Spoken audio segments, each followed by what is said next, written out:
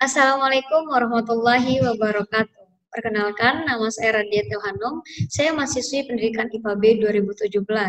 Di sini saya akan mempresentasikan hasil mini riset saya di Danau Maninjau, Kabupaten Agam. Baiklah, saya akan menayangkan PPT saya.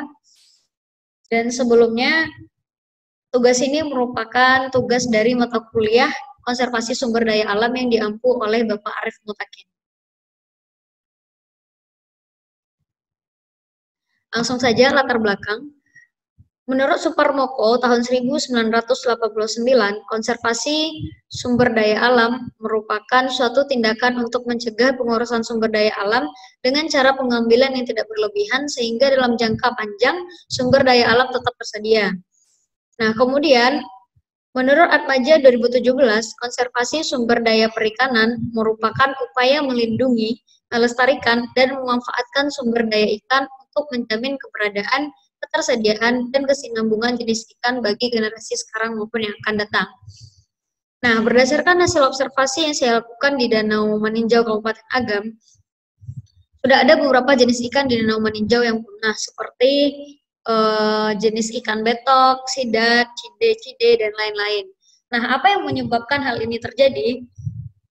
Faktor penyebabnya yaitu karena terjadinya tubo belerang dan penangkapan yang berlebihan oleh nelayan. Nah, tubo belerang ini merupakan sisa-sisa pakan ikan yang mengendap di dasar danau.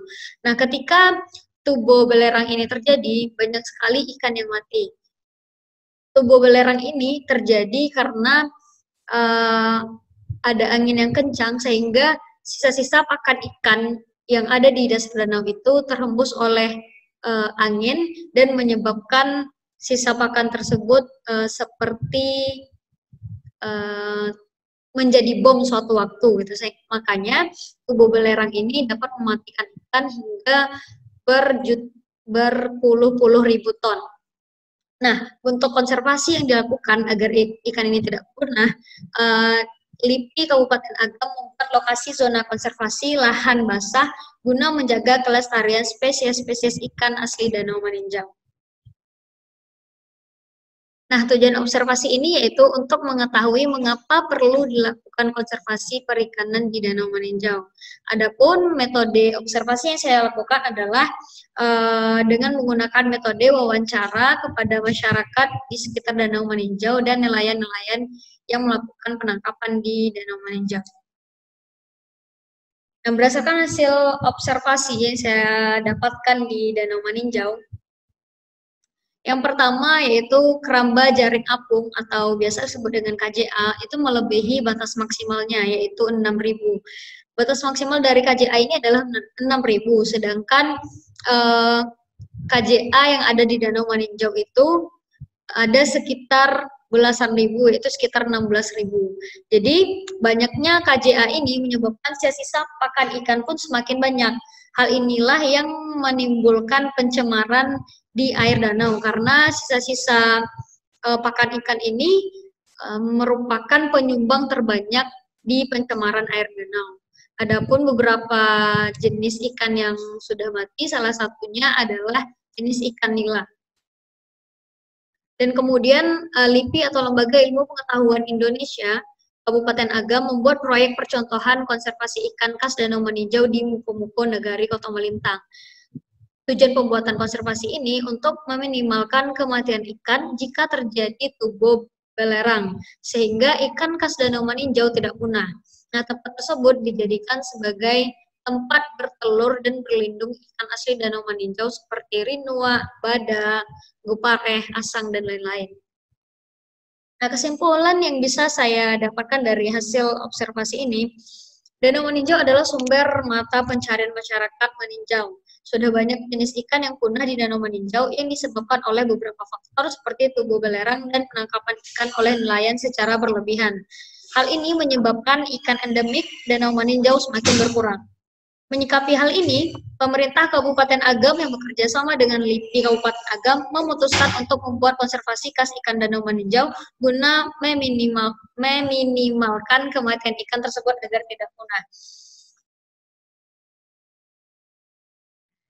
Untuk daftar pustakanya, Di PPT ini ada dua sumber. Yang pertama dari Suparmoko tahun 1989 mengenai ekonomi sumber daya alam dan lingkungan, dan berikutnya adalah Atmaja tahun 2017 mengenai upaya-upaya pengelolaan sumber daya ikan yang berkelanjutan di Indonesia.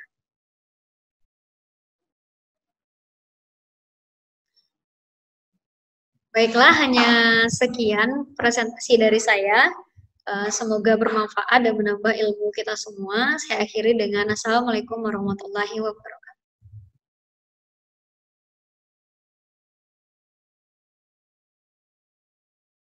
Remember when I told you no matter where I go, I'll never leave your side, you will never be alone. Even when we go through changes, even when we're wrong, remember that I told you I'll find my way back home.